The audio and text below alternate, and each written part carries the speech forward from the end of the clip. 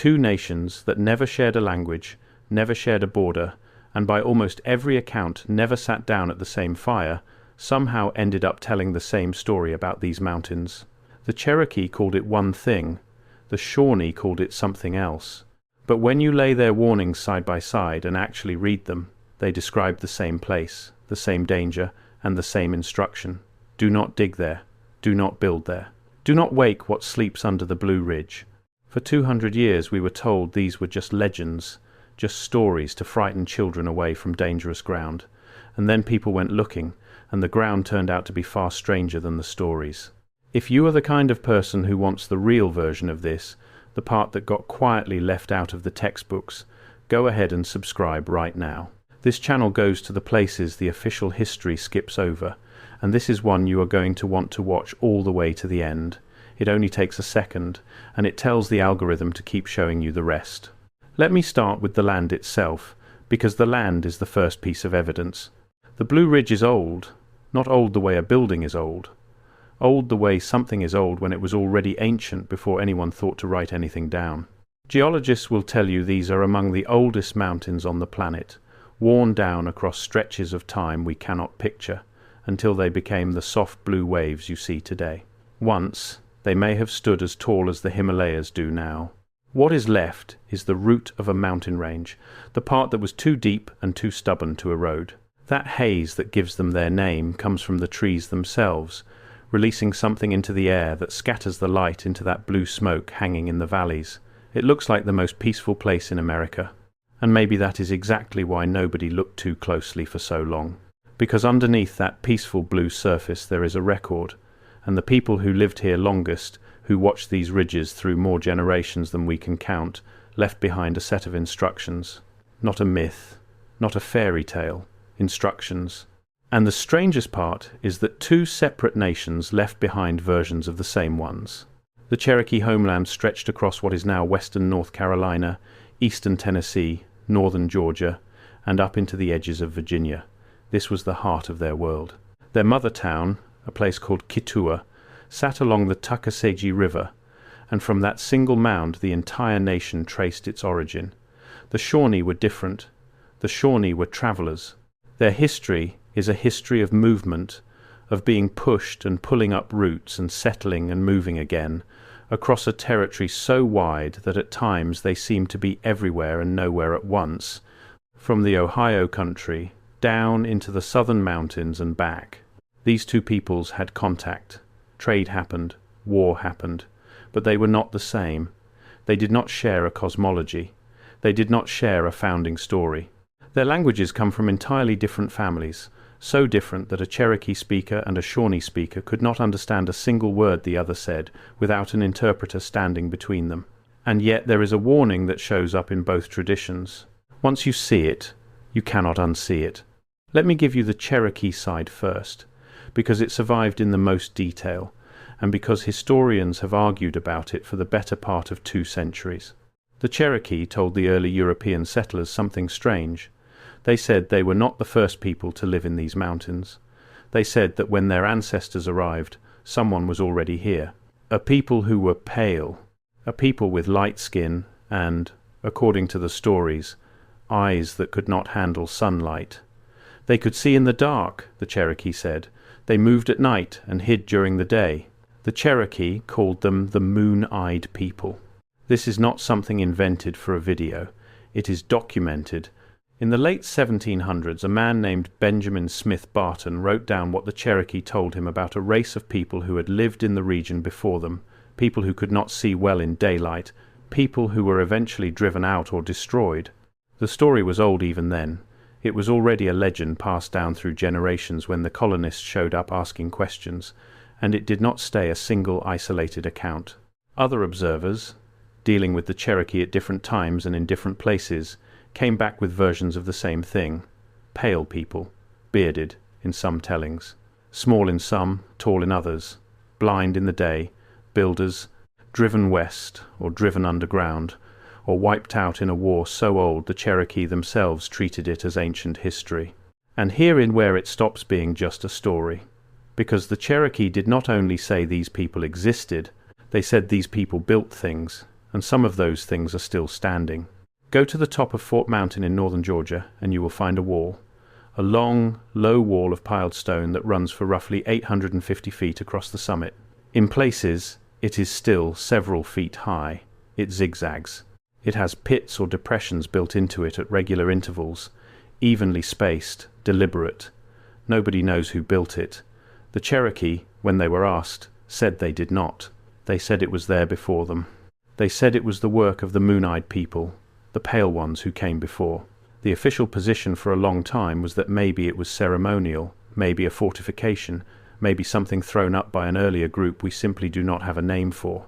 The plaque at the state park hedges every direction at once, but no one can tell you with certainty who stacked those stones, or when, or why. It just sits there at the top of a mountain, a wall built by hands that left no other trace. And Fort Mountain is not alone. Across the Appalachians and the country around them there are these anomalies. Stone walls running along high ground, stone chambers dug into hillsides, standing stones. There is a place in Tennessee people have long called the Old Stone Fort, an enclosure of earth and stone whose purpose and builders remain debated, over and over, the same shape of a mystery. Careful stonework, on a scale and of an age that does not sit comfortably in the accepted timeline, and no confident name attached to the hands that made it. And that is the pattern you start to notice. The people who lived here longest kept pointing at things and saying, "We did not make that. Someone was here before us." The mounds are the same story, only bigger. All through the southern mountains and the river valleys that drain out of them, and up through the Ohio country the Shawnee knew, there are earthworks, great constructed hills of earth, some of them enormous, arranged in shapes that took staggering amounts of coordinated labor. There is one complex far to the north, at a place called Cahokia, whose largest mound covers more ground at its base than the Great Pyramid of Giza. Sit with that. In the American interior there is an earthen structure with a bigger footprint than the Great Pyramid, and most people who live in this country have never once heard its name. Some of the mounds are cones, some are flat-top platforms that plainly once held buildings on top, and some, the strangest ones, are shaped like animals and serpents and birds, shapes you can only really read from the air, which raises a quiet question nobody likes to sit with. Who exactly were those shapes built to be seen by? When Europeans first found the mounds, they refused to believe the ancestors of the native peoples had built them. They invented an entire imaginary race, the so-called mound builders, a lost civilization that had supposedly vanished and been replaced by the tribes. That theory got used to justify terrible things, because if some noble lost race built the mounds and the current natives had wiped them out, then the current natives had no special claim to the ground. Eventually that racist theory was torn down, and rightly so. But watch what happened in the tearing down. Because even the Cherokee, living right next to some of these mounds, had traditions saying certain of them were built by others, by the old ones, by a people who came before. It was not only white settlers who claimed an earlier people had lived here. The tribes said it too, and when the racist version got thrown out, the tribe's own testimony got swept into the same bin and thrown out with it, filed under myth. Do not look here. 2 layers. That is what the Cherokee were describing. A world with 2 layers. The one they lived in, and an older one underneath it, left behind by people who were gone. There was a name they used for the beings tied to those hidden places. The little people, the Unwitsunzdi, who lived in the rock and the laurel and the caves, and who could help you or ruin you depending on how you treated their ground. Follow them home uninvited and you could be turned around in the woods, made to forget your way, lost within sight of a trail you had walked 100 times. And the Nunnahi, the ones who never die, whose townhouses sat inside the tallest mountains. Whatever else these traditions were, they were a map of which ground belonged to people and which belonged to something else. And the something else was always down, always inside, always under. And before we go further, I need to pause for a second, because what I'm about to tell you gets significantly darker, and I realized a while ago that some of this cannot be fully explained in a video format. The complete reconstruction of what both nations were actually warning about. The names the elders gave the ones who came before, the exact ridges and mounds they marked as never to be opened, and the council record where the warning was set down in their own words. I put it all into a written document. It's linked below, and the QR code is on your screen. Now let's continue, because the Shawnee had their own version, and the Shawnee version is the one almost nobody talks about. The Shawnee were a migrating people, and migrating peoples carry their history differently than people rooted to one spot. A rooted people ties its stories to a single mountain, a single river, a single mound.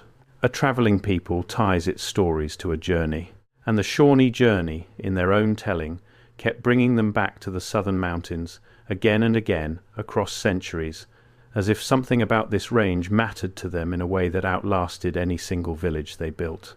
They were scattered across a huge sweep of the continent, and yet this old blue wall of stone kept pulling on their memory. In the Shawnee tradition there is also a memory of a people who came before. Not the moon-eyed people by name. The Shawnee did not use the Cherokee word, but they described the same thing. An ancient people, a people who had built and then vanished. In some of the accounts tied to the Shawnee and their neighbours, these earlier people were described as pale, as bearded, and as unusually large. A race that had held the river valleys and the mountain country and had been driven out or wiped out in a great war before the Shawnee themselves took the land. Their works were still standing when the Shawnee arrived. They walked past those ruins and camped near them and, crucially, warned about them.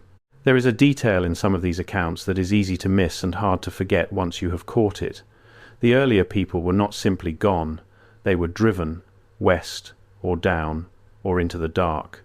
The language of the traditions is the language of a war that ended in removal, one people pushing another off the land and inheriting what they left behind, which means that long before the marches of the 1800s, long before any European set foot here, this same landscape had already witnessed at least one erasure of one people by another. The Shawnee and the Cherokee were not describing a peaceful handover. They were describing a conquest so old it had hardened into legend, and a warning that came attached to the ruins of the conquered. Because that is the part that lines up. Both nations did not just remember that someone came before, both nations attached a warning to it. The Cherokee said, "Do not disturb certain places." There were ridges you did not build on. There were sites where you left the ground alone. There was a category of place that was not cursed exactly, but was understood to belong to the old world underneath, and you did not go poking into that world if you were wise. The Shawnee had the same instinct about the same kind of place. Certain sites were left alone, certain ground was understood to be older than the people, and the prudent did not test it. And this reticence was not unique to those two nations. All across the mound-building country, the tribes who lived among the earthworks tended to treat them as sacred or as dangerous, as places tied to the dead and to powers that predated the living. And the Shawnee had something the Cherokee did not, something that turns this from quiet folklore into a documented event you can look up. The Shawnee produced a prophet. In the early 1800s, a Shawnee holy man rose up among his people, the brother of a war leader whose name a lot of Americans still recognize from history class. The prophet had fallen, drunk and broken, into what people around him thought was death, and then he came back with a message. He preached a return to the old ways, a rejection of nearly everything the newcomers had brought, and he spoke of a coming catastrophe, a sign that would prove the old warnings were real. He told the tribes that the earth itself would move, that the ground would shake and the rivers would run backward, and the sky would give a signal that could not be ignored. He told them to watch for it. And then, in the winter that followed, the ground did move. A sequence of earthquakes struck the middle of the continent so violently that the great river ran backward for a time, that church bells rang hundreds of miles away, that new lakes opened where solid ground had been, that the land rolled in visible waves. It was one of the most powerful earthquake sequences ever recorded on this continent, and it landed almost exactly as the prophet said it would. There had been a great comet burning in the sky that same year, the kind of sign people in every century have read as an omen. To the tribes watching, the prophecy had come true in the ground under their feet. You can call all of that a coincidence, and skeptics do, and they have their arguments. But sit inside the Shawnee frame for a second and see how it looks from there. A people who carried a memory of an older world beneath this one. A people who warned that the ground held something that must not be disturbed. And a prophet who stood up and said the underneath was going to make itself known, and then the underneath did exactly that, on a scale that terrified everyone who felt it, natives and settlers alike. And the prophet's message did not stay with the Shawnee, it spread. Runners carried it out to other nations across the interior, tribe to tribe, until a huge swath of the continent was watching the sky and the ground for the sign he had promised. When the earth finally convulsed that winter, it did not confirm the warning for one people. It confirmed it for many, all at once, across an enormous territory. For a brief and terrifying moment, the old memory of a dangerous world beneath this one stopped being folklore and became the most urgent news on the continent. And then the moment passed, the ground went still, the settlers wrote it up as a natural curiosity, and the meaning the tribes had read into it was quietly filed away with everything else. For the Shawnee, that was not a random natural disaster. That was the lower world speaking. That was confirmation of everything the old people had been saying about the ground you were standing on. The earth was not solid, the earth was a lid, and under the right conditions the lid moved. Hold that thought, because it connects straight back to the Cherokee side. The Cherokee describe a world suspended between an upper realm and a lower realm, a middle world hanging on cords from the sky vault, always at risk of sinking back into the water and the chaos it came from. Beneath the surface, in their telling, was another world, the mirror of ours, out of season with it, and full of powerful and dangerous beings. That is not a vague spiritual poem. That is a description of a world that is not permanent, a world that sits on top of something older and more dangerous, a world that could be pulled back under if the balance broke. Two nations, two completely different ways of saying it. One says the lower world must stay sealed. The other says the ground itself will move when the balance breaks. But both of them are describing the same architecture, a surface we live on, a buried world beneath it, and a boundary between the two that is thinner than we would like to believe. There is also the matter of the giants, and this is where both nations line up in a way that is genuinely hard to wave off. Cherokee tradition is full of them. Judaculla himself is a giant, the slant-eyed master of the mountains and the game. There are stories of a whole tribe of large beings who came from the west and fought the Cherokee before moving on. And Shawnee tradition, along with the traditions of other nations across the eastern woodlands, carries the same memory. A prior race of large people, powerful, dangerous, and gone. For a long time this got filed under pure myth, the way people assume every culture just invents giants. But then you go back to those mound excavations, back to the crates and the drawers and the newspaper reports from the 1800s and the county histories written by earnest local men who had no reason to lie, and you find the same details surfacing over and over. Skeletons described by the people who dug them up as far larger than they had any business being, 7 feet, 8 feet. In a few of the wilder reports, taller. Some of these accounts are tied to serious survey work, not just tabloids. There is a report connected to the Great Federal Mound Survey of the 1880s describing a skeleton of unusual size pulled from a mound. Different states, different decades, different diggers. The same detail. In the mounds, sometimes, they found the very large dead. And here is the part that sharpens it. Where are those bones now? Go looking, and they are gone. Not on display. Not in a lab. Not in any public collection where you can walk up and measure them yourself. The remains that were described in print at the moment they came out of the ground cannot be produced today. The official answer is that the reports were exaggerated, or misidentified, or hoaxed, or simply lost across the decades. Ordinary bones, ordinary loss, nothing to see, and maybe every single one of those accounts across 100 years was a mistake or a lie. But hold them next to what the Shawnee said, giants, a large, pale people who held the land before, and next to what the Cherokee said, the builders who came before, and the coincidences start to stack in a way that is hard to keep waving off.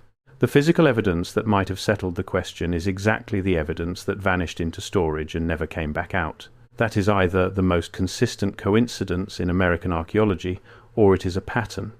And this channel is very interested in patterns.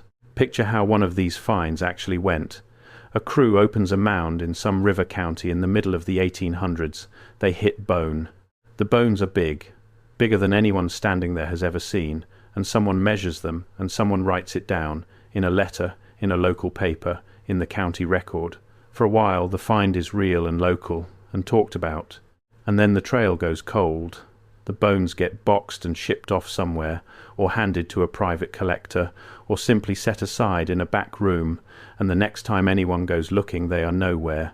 No specimen, no number, no shelf. Just the old written account, sitting there, describing something that supposedly never existed, waiting for someone to decide whether the writer was a liar, a fool, or a witness. Now, a skeptic hears all this and says, of course.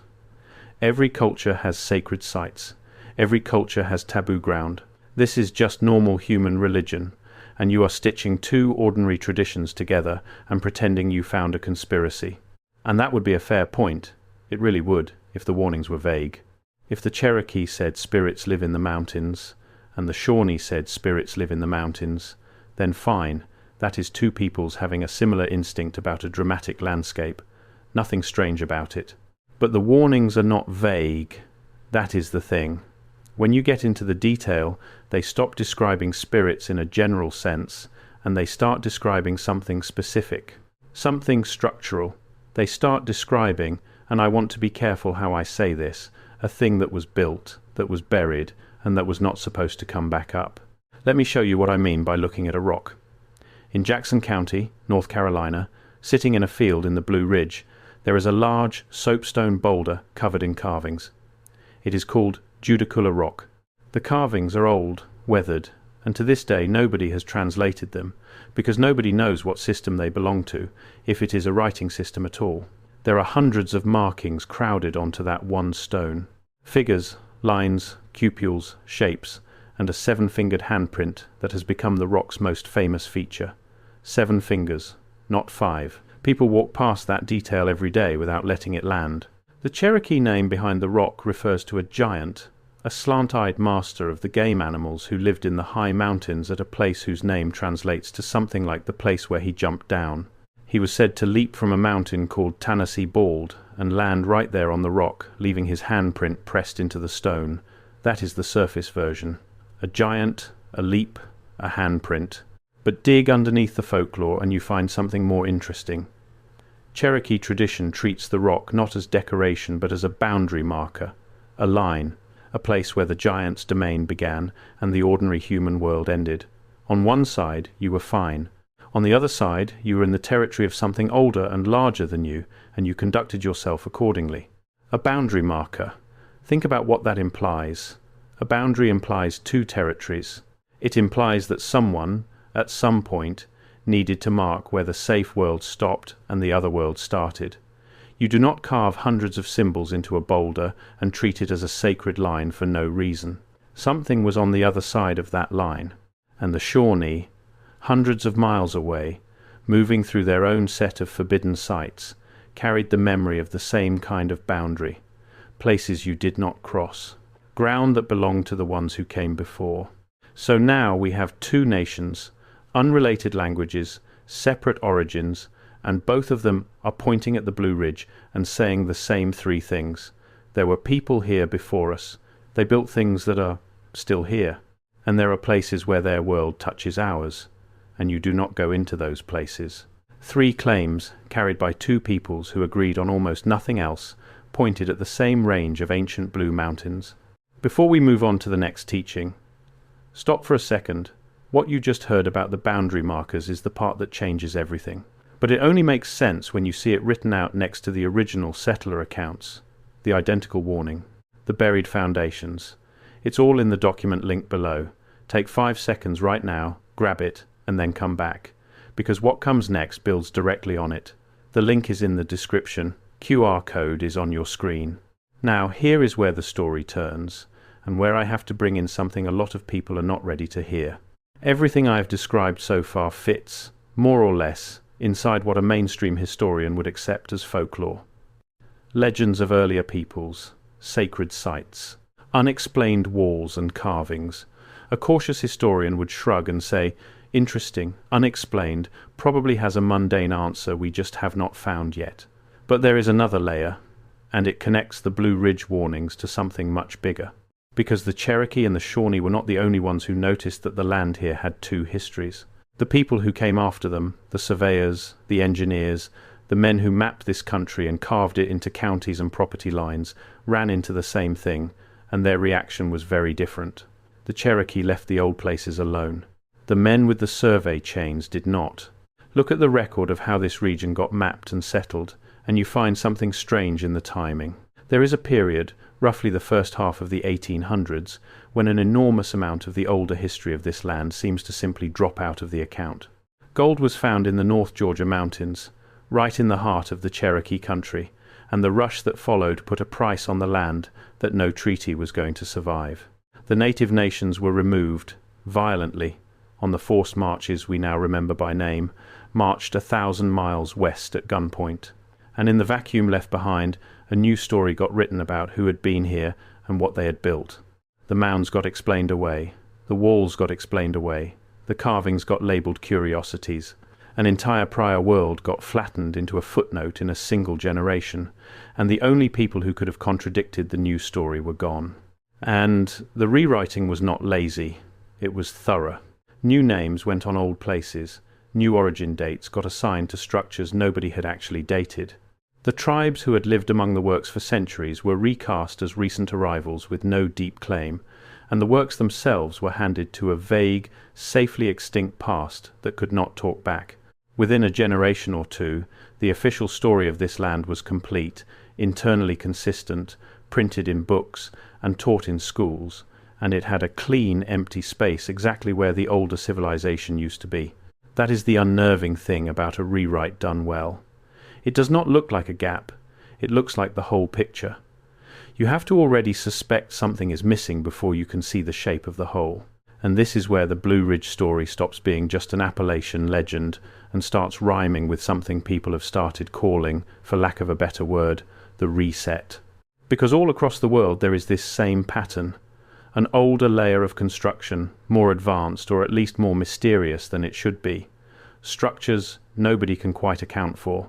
And then a moment, somewhere in the not-so-distant past, when the official history seems to restart, when the record gets thin, when a whole prior civilization gets compressed into vague phrases like the ancients, or the mound builders, or the ones who came before. A layer of the world gets buried, literally and in the records, and a new story gets written on top of it. And once you learn to see that pattern, you start seeing it in a lot of places that have nothing to do with each other. Let me strip the drama out of that word, reset, and show you the plain version, because the plain version is more unsettling than the hype. The plain version is this. Somewhere in the last few hundred years, in a lot of places around the world at roughly the same time, the ground floors of very old buildings ended up below street level.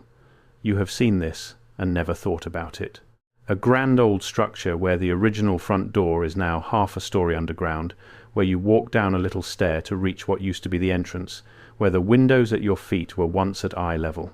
The official answer is that cities rise over time, that dirt accumulates, that debris and construction slowly lift the street, and that this is completely normal. And sometimes it plainly is. But the sheer amount of it, the number of buildings all over the world sitting in their own filled-in basements, is the observation that started people asking whether something buried a whole layer of the world in a hurry, all at once, and whether the tidy explanations came afterward to smooth it over. And it is not only the doorways below the sidewalk, it is the mud. In city after city there are old records and images of buildings dug out of packed earth and silt that had reached the first floor windows, hauled back into daylight as if some great flow had come through and buried the lower stories in a single event, not a slow century of settling dust. And it is the buildings themselves, the enormous, ornate, impossibly detailed palaces of stone and glass thrown up for the great international expositions of the 18 and 1900s, which the official story says were raised in a matter of months out of temporary plaster and then deliberately torn down right afterward, built fast, out of almost nothing, by a society we are told had far less than we do, and then demolished before anyone could ask how. Maybe that is exactly what happened. Or maybe some of those buildings were already standing, older than the fair that borrowed them, and the fair was the cover story for why they were there, and the demolition was the cover story for making them go away. Either way, the shape of it is the same one the Cherokee kept pointing at. grand old works and a tidy modern explanation stretched thin across the top of them. Now, bring that back to the Blue Ridge. The Cherokee described a buried layer, an older world underneath, sealed off, dangerous to reopen. The mounds are, quite literally, earth piled over something, over chambers and over the dead. The walls and terraces are stone that predates the people who found them, and the removal of the native nations happens to line up with the exact window when this continent's official history gets rewritten, simplified, and stripped of its older layer. Whatever a reset is, whatever you want to call it, the Blue Ridge shows the same fingerprints. A buried older layer, a thin and suspicious record, and a warning from the people who were here longest not to dig it back up. And the architecture puzzle cuts deeper than old doorways. Think about the star forts. All over the world, on nearly every continent, there are these geometric star-shaped fortifications, built to an almost identical design, sharing engineering principles across cultures that supposedly never spoke to each other and could not have shared a blueprint. The official explanation is that they were a military innovation, a clever way to deal with cannon fire, and that the design spread naturally because it worked. Maybe, but the sheer uniformity of it, the way the exact same complex geometry shows up in places on opposite sides of the Earth, is precisely the kind of thing the Blue Ridge warnings hint at on a smaller, quieter scale. A shared design, a shared body of knowledge, a prior world that was far more connected than we are ever told it was. The stonework tells the same story if you know where to look. Canals and cut stone foundations and long straight walls turn up in places the accepted history says held only scattered villages and simple tools. Terraces and waterworks that would take real engineering to lay out get waved off as the casual work of people who supposedly had no writing, no wheel, and no metal to speak of. Every time, the accepted answer is to make the builders smaller and the timeline shorter and the achievement more modest until the thing standing in front of you finally fits inside the box you were handed. But you can only shrink a thing so far before the shrinking itself becomes the evidence. When the explanation has to keep bending to avoid the object, at some point you have to wonder whether the object is trying to tell you the explanation is wrong. And there is a quieter version of the same puzzle scattered through the older stonework of the eastern mountains. Techniques of dry stacked stone, of terracing, of careful fitting of heavy blocks that show up in places where the accepted history says there should only have been simple settlement and simple tools. The Cherokee answer to who built with such skill was always the same. Not us, the ones before. And the modern answer has always been the same too. Shrink the structures down, reclassify them. Insist they are younger and simpler and more ordinary than they look. Somebody is trimming the past to fit the story. The question worth sitting with is who, and why, and what exactly got trimmed off and thrown away. The people who go deepest into this call the buried civilization by an old name that used to appear on maps and then quietly disappeared from them. For centuries, on maps drawn by respected European cartographers, in atlases and encyclopedias, a vast territory across the northern part of the world carried a single label. It was there in map after map, edition after edition. And then, sometime in the 1800s, it faded off the maps and out of the reference books, and the mainstream explanation is that it was only ever a loose word for a huge region Europeans did not know well. A catch-all for a lot of different peoples they lumped together, just a placeholder for the unknown, they say, that fell out of use once better information came along. But a lot of people looked at those old maps and asked a different question. What if it was not a placeholder? What if it named something real? A unified and capable civilization that existed within the last several hundred years and was then erased, not just from the land but from the story of the land, its buildings reassigned to other cultures, its history rewritten, its very existence turned into a vague geographic footnote so that no one would ever go looking for it. Whether or not you accept the full theory, and I am not asking you to, you cannot deny the core observation that started it, which is simply this. There are places all over the earth where the buildings are older and stranger than the history books can explain, and where the explanation we were handed does not match what is standing in front of us. The Blue Ridge is one of those places, and the Cherokee and the Shawnee were the last two peoples who remembered the truth of it clearly enough to warn about it. And notice when the label vanished. It did not fade out slowly across many centuries. It went quiet in roughly the same window, the 1800s, when this continent was having its own history rewritten and its own older layer buried. One old civilization gets scrubbed off the maps of the far side of the world. Another older presence gets erased from the story of these mountains. Different continents, different peoples, the same century, the same quiet editorial hand pressing down on anything that did not fit a new and simpler account of who had ever built anything worth building. You can call that a coincidence of intellectual fashion, scholars politely updating their terms as knowledge improved, or you can notice that the terms updated in exactly the direction that made a prior world easier to forget. Look at how these sites are treated right now, today, because the present tense tells you something the past cannot. Go looking for the most anomalous of these places, and you notice a quiet, consistent pattern. Access is complicated. Some sit on protected land with restrictions that go beyond the ordinary.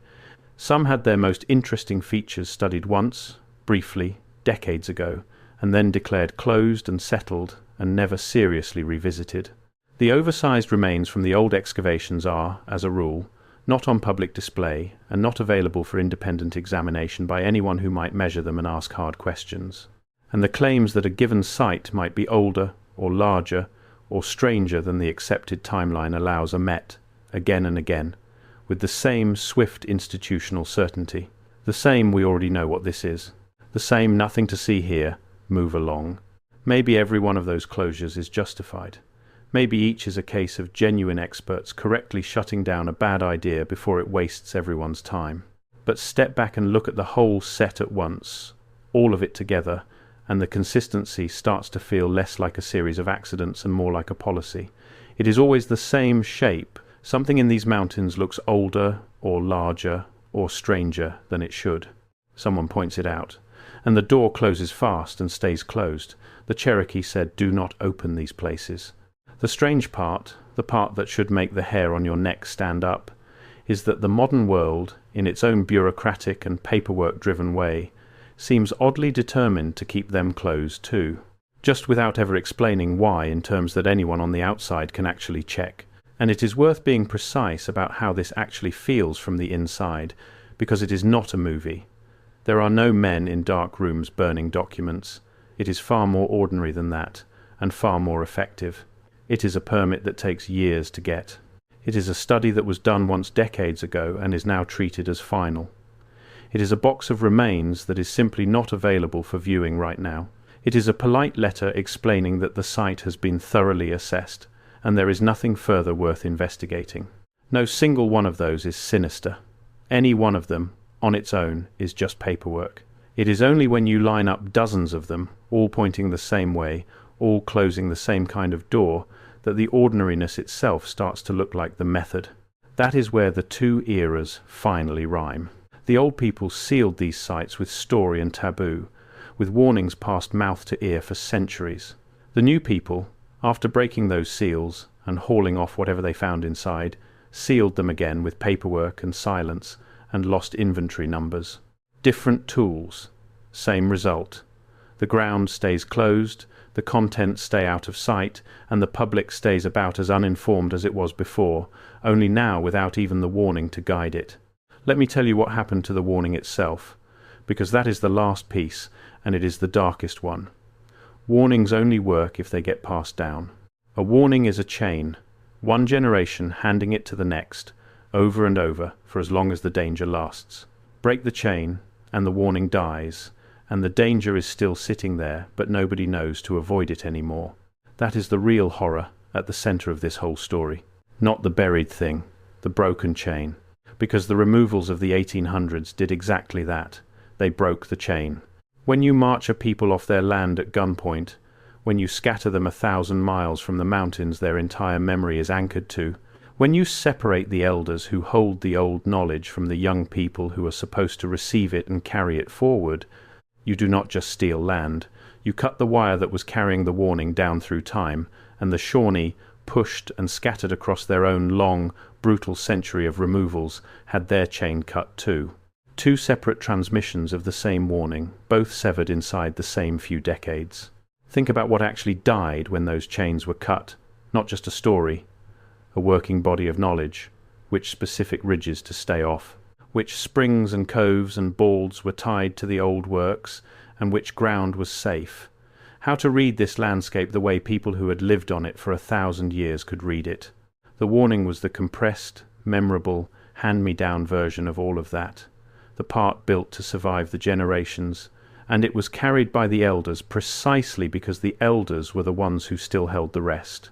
So when the elders were marched away and scattered and died far from the mountains their knowledge was anchored to, the warning did not just lose its keepers, it lost its meaning.